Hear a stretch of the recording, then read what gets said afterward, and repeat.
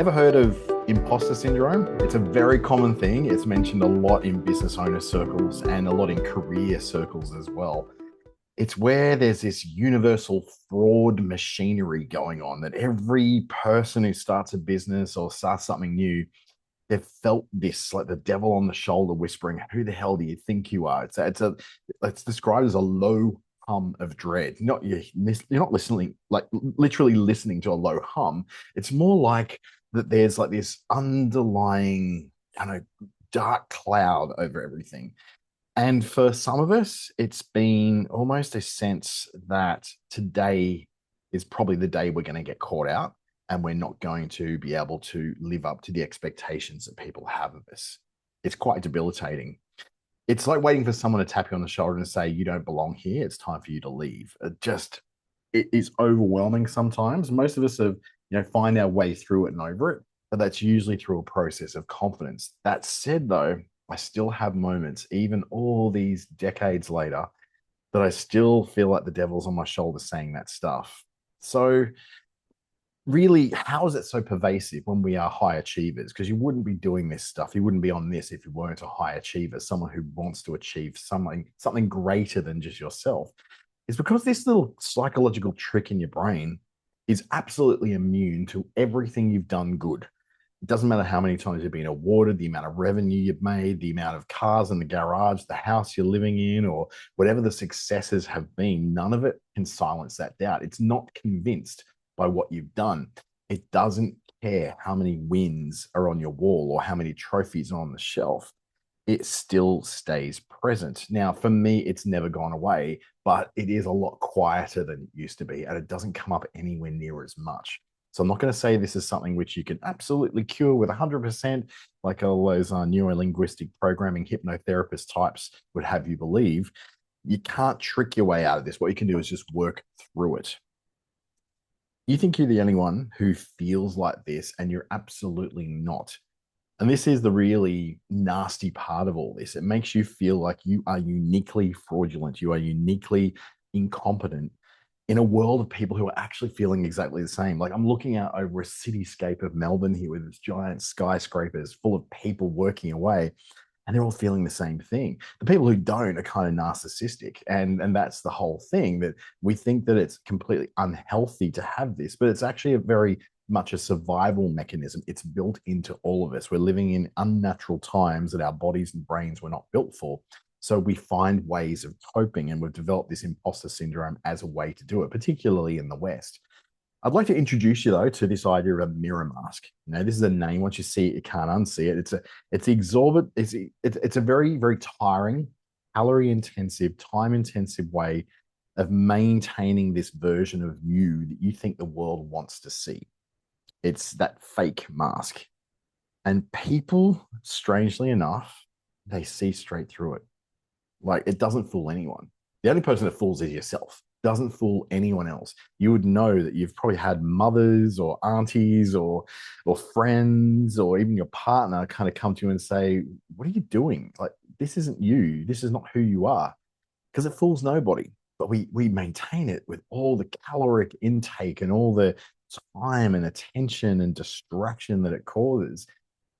The problem is that the more energy that we spend managing this mask or this perception, it takes away the time and the effort and the energy we need to build our best work.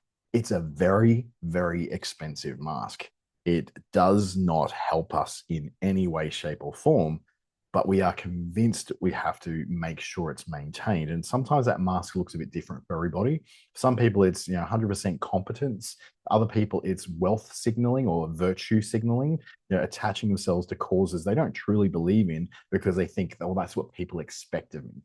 Things like that. So it's where you are spending a lot of time and energy trying to maintain a version of yourself that nobody asked for, nobody said they wanted, and nobody actually believes.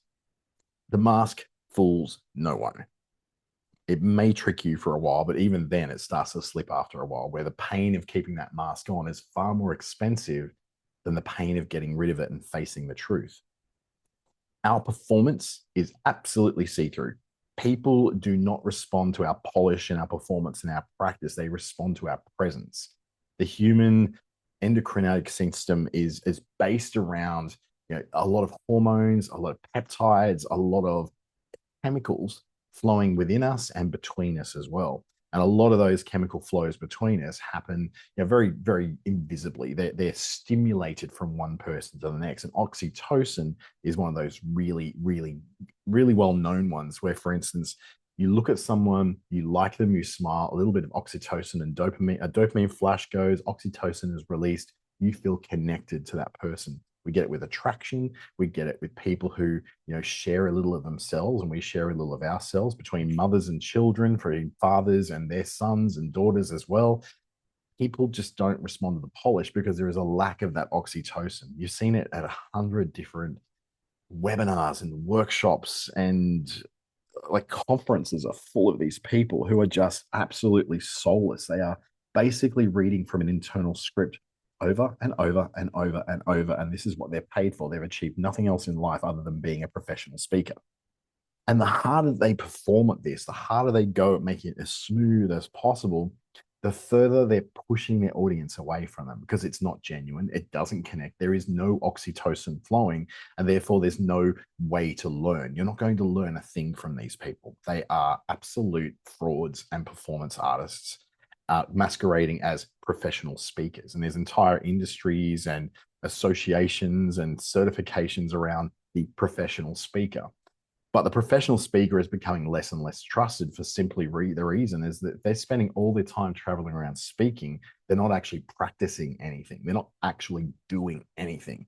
They're doing, entrepreneurship webinars and performances at conferences, but they're not actually doing any entrepreneurship apart from managing their own costs and expenses in zero. So we see through this performance. We know it's fake.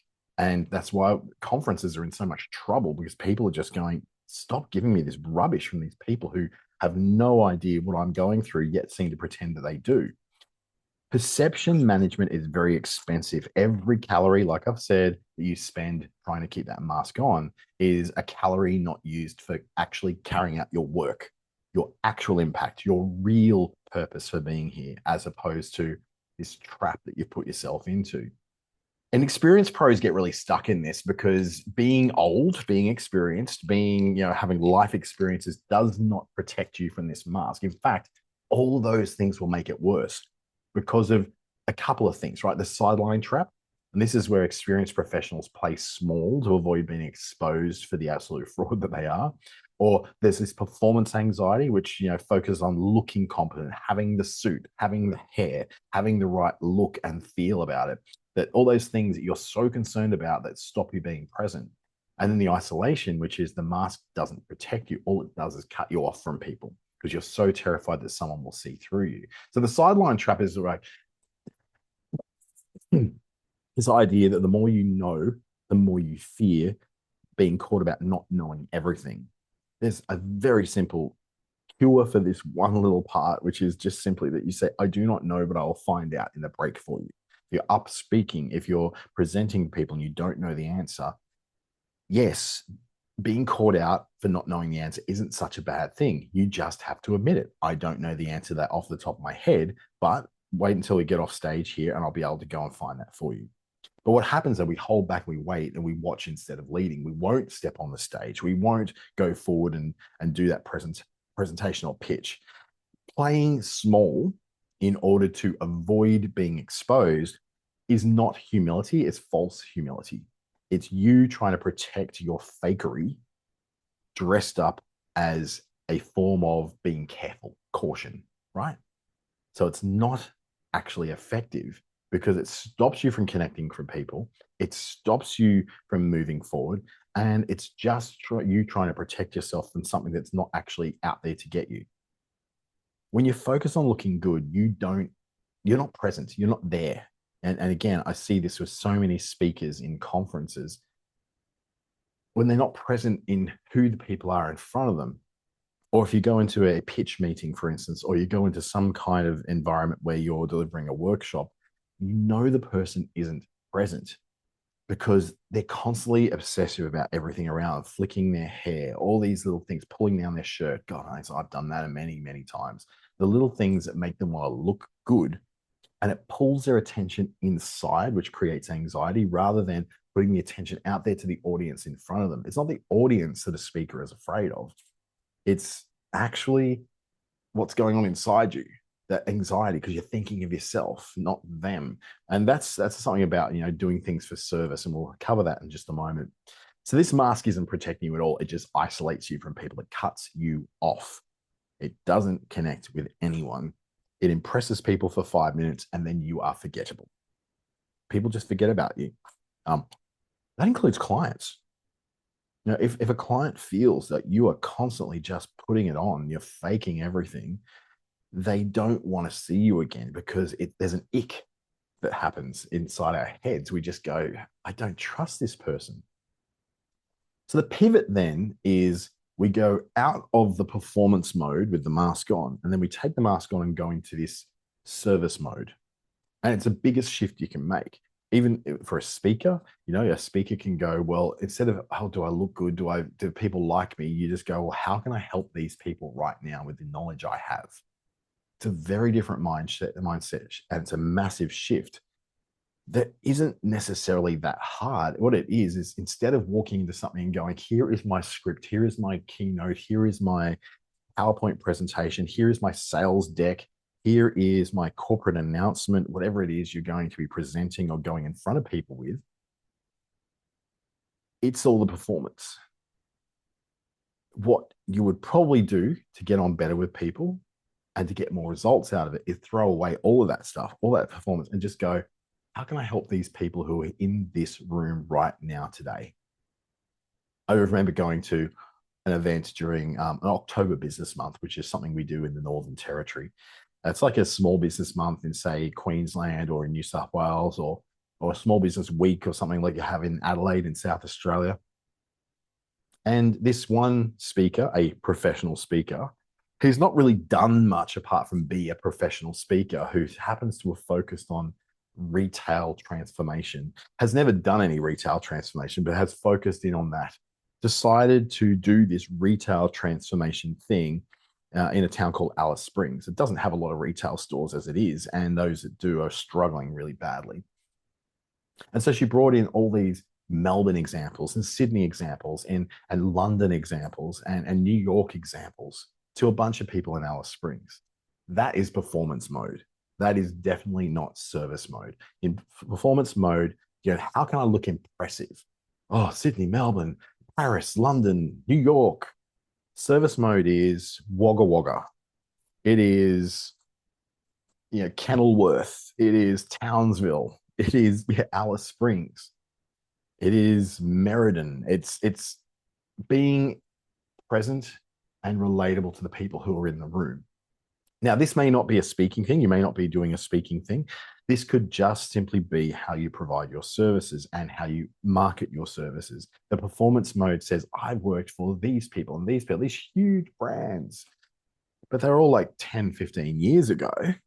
What are you doing now? Who are you working with now? Oh, cool. The kind of people I'm in this room with, or the kind of people who I've got access to, that makes it more relatable. But working for the global giants does not make you impressive. It just makes you, at some point you're working in a corporate machine and you're one of 20,000 people who are employed around the country. It doesn't impress anybody. The performance mode says, am I smart enough? Do they like me? Am I coming across really cleverly? It's very internal. It's very self-obsessed, and it's absolutely exhausting. The service mode then is saying, how can I help this person right now? It's external, impact obsessed, and it energizes you because you actually get to share your expertise rather than faking a whole lot of false expertise. So the results of service mode is you can't be self-conscious when you're genuinely focused on others. You will not notice the things about yourself, whether you look fat, whether you look thin, whether you look gaunt, whether you look tired, when you're busy in a conversation with people who need the expertise that you can deliver. When you're having a conversation with other people and you're genuinely serving them in that conversation, you are not focused on what you look like at all for 1 minute.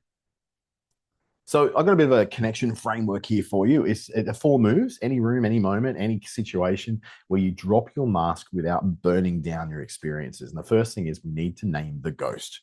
acknowledge that there's this fraudulent thing going on, this imposter syndrome, if you like, this little devil on our shoulders whispering in our ear. We don't let it drive us, but we also don't pretend that it's not in the car. We can't say, I cast thee into the wilderness, you beast of horror.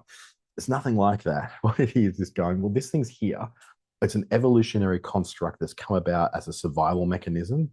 It's there, it's doing its thing. That's fine. But yeah, I know you're there. Okay, I know you're there. I'm not going to pretend you're not there because that's just going to make you stronger. Then we drop the script. And this terrifies some people because they think, well, how will I know what to say? And this is where you trade that perfect pitch deck, that perfect presentation, that perfect PowerPoint presentation. It's like peas in there for a conversation. Rehearsed things rarely resonate. And I remember that one professional speaker who sticks in my mind so much that I saw her twice and she had the exact same things to say in exactly the same order, exactly the same slide deck, a year apart. And it landed very flat the first time and landed even flatter the second time because it did not match the people who were in the room with her. She did no research at all. She just turns up, gets paid a fortune, and then swans off back to her lovely, hotel room and then disappears. So trade that perfect pitch for conversation. It may mean that you take a little longer to rip out the slide deck or the PowerPoint presentation or the PDF. It may be that you get to a conference and you go, you know what, I'm not even going to bring out the slide deck. I often mention one of the best presentations by one of the worst presenters, who is again in an October business month in 2020. And she was a terrible presenter, absolutely horrific. Just read the entire thing from a script. But each of those PowerPoint presentations, the slides had one image on them, a single evocative image. That could be a way you do it. If you're not ready to completely drop the script, perhaps bring the script close to your chest and then display something that people don't have to lean on. It just illustrates what you're talking about. Leading with curiosity, I think, is one of the greatest strengths I've ever developed because it's all about asking questions of other people and wanting to hear the answer, not so that you can go, yes, and here's my answer. It's not like listening until they shut up. What it is you are asking a question so you get answers so you can then contextualize your knowledge into their world. Again, service first, not worried about whether you look good. You're going, I can't really serve this person appropriately until I know a little bit more about what they're doing. So a lot of that time is that before I go into a Zoom call with a new client or a Teams call with a new client, I spend a little time before the call researching what they're about, where they're from, LinkedIn profile, what city are they in, what town are they in, what can I see of their education. And then early in the conversation when we start, I'll ask them, I'll know something about where they are. So for instance, if they were in Alice Springs, the first thing I'll mention is, woof, a bit rainy in your part of the world at the moment, isn't it? That immediately gives them a dopamine hit and gets them feeling connected to you. It's the smallest thing talking about the weather, but it's such an effective way to you bring yourself into their world so they feel like you give a damn. Wait, you know about that? I had a conversation here with someone from India today, and they were shocked I knew so much about India, but I knew that I was meeting with this person. So up front, I went, okay, who are they? I researched the surname because in India, a lot of what you can do is surnames to selected areas of India. So I looked at all that, looked at the name, put it down to Punjab and thought, okay, Punjab, what do I know about Punjab? Punjabi MC. I know that the city of Chandigarh. I know it's very close to other places like Haryana and very close to Himachal Pradesh. So can I lead in with some familiarity there to say, like, I understand what that is and use, the actual name that they use for the turban. No one there calls it a turban. We do. But know the names for those things where you can show some familiarity and care. If you don't have a natural curiosity about your client, I would go so far as you have no way of helping. Like all you care about is basically going, oh, I've got this prescriptive method. So here's my prescriptive method. Go do that and run a long deer and pay your invoice. When you lead with curiosity, you find out all the things that are within your knowledge that you can offer to them that are maybe outside of your prescription, outside the prescriptive thing that you want to do.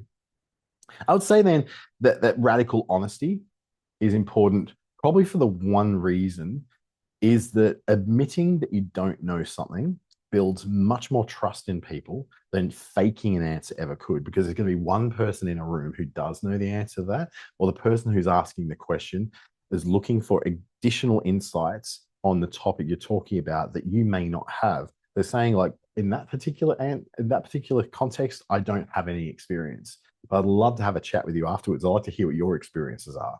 And that then says, okay, firstly, I have limitations. Secondly, I'm confident in my limitation. Thirdly, I'm curious. Can we meet up later to have a chat about this? I'd like to know more. Which again gets the oxytocin flowing, gets the dopamine hitting off in a healthy way, not in the social media clicking on a phone thing, but in a healthy way. So there's so much going on you don't realize is going on with our brain chemistry to start with. So step one, we need to that's naming the ghost. That's that fraud feeling. It has no power once you actually see it. To yourself, to the room, naming this thing strips us of its grip. I also call it the calling out the elephant in the room. So that could not just be, the fraudulent things going on in your head, going, oh, you're a fraud, you're a fraud, you're an imposter. It could just be the fact that the room is really cold that day. And so you'll call it out and say, I really should have brought my cardigan. Who else is really cold in here today?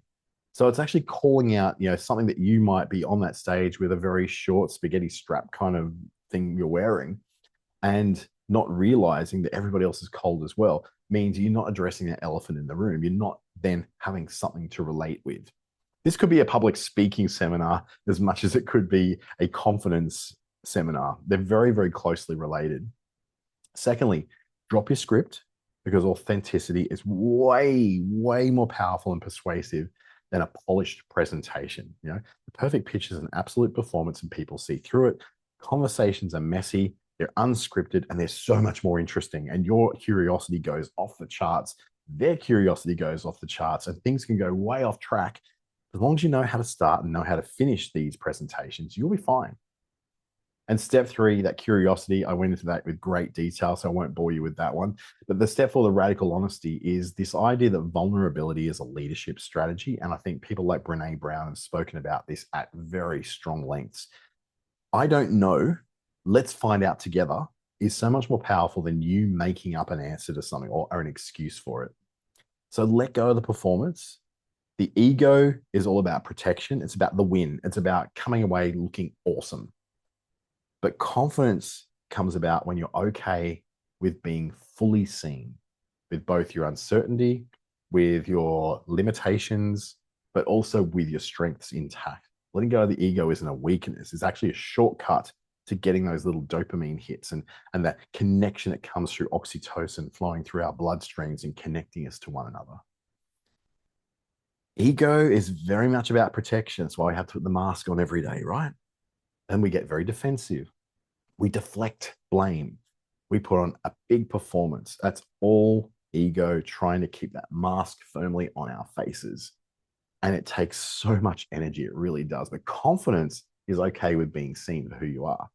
It's calling out the elephant in the room. When I was a lot heavier, I'm still, got a big belly, but, when I was a lot heavier, I used to call out my elephant in the room, which was like, wow, they could have made those stairs far less hard to get up to for a big guy, couldn't they? And then what you're doing is you're basically drawing attention to something which has already had its attention drawn to, and you're calling out, getting it out of the way, the icebreaker, and people can then get on with learning without sitting there being obsessed about your size, what you look for, your accent, any of those things. You come on and call it out. It is a fantastic way of you being able to connect with people. The shortcut to real authority is to stop protecting these things, start connecting with people, letting it go, because no amount of polish can gain that kind of trust and connection you're looking for unless you can step out of that into a mode of curiosity, asking questions, getting greater context into that client and that people who are in the room. Because the mask actually doesn't exist. Everyone can see through it. They can see the real you. They can see your insecurities, every little micro movement you make, every way the eyes sort of wander all over the room, every little physical discomfort of scratching and flicking your hair. Everyone can see it. The only person who's fooled by that performance is you. So stop managing your life in a way that's like a stage manager at a theater. It doesn't work. Nobody is convinced by it. And you are just fooling yourself and making yourself look like a fool over the long period of time. And it costs you so much energy, so much energy. But you can start making the impact. Remember, curiosity, flipping things around from not being about how you feel and being all about how you can serve them, the client, the room full of people, the potential customer, your partner. Hey, you can bring this stuff into your everyday life too. There's a whole room of people out there waiting. They could be at home, they could be in a conference center, they could be on a video on a Teams call. So show up, drop that mask, and make the impact that only you can make. So what we do, we name it first, acknowledge that we feel fraudulent, then we shift it by going into service mode and out of performance mode. And then we own it. Be the person who we are, not the persona, not the mask, not the title. Be the person we are, because that's ultimately what gets us connected with everyone else. Now, if you'd like to continue this journey, I'll put together a very cool online guide. You can get through that URL just the bottom in red there, or you can go through the QR code. Either which way you go, it's going to get you into this great little interactive, clicky, tappy thing where you can answer questions, test yourself out, and relive this journey we've just been through. It's actually going to be a lot more interesting than what the PowerPoint presentation is I've done here. So please give it a go. Learn at clickstarter.com.au 2026 self-acceptance. Easier way to go through there.